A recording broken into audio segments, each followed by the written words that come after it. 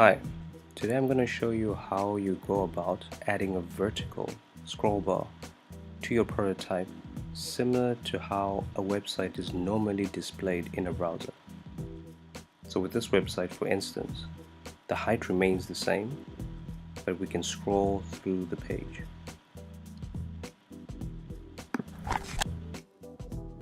In Axure RP, I've already created a page, an e-commerce page, which we're going to use and add a scroll bar.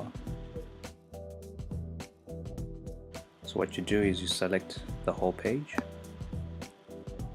right click, convert it to a dynamic panel, then you would resize from the bottom and you will notice that it starts to clip the dynamic panel.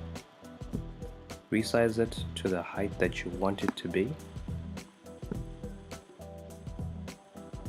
then right click, scroll bars, show vertical scroll bars. That adds a vertical scroll bar to the right.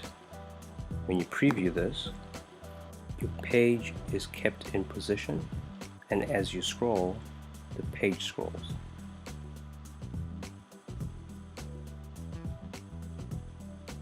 And that is how you add a vertical scroll bar to your prototype.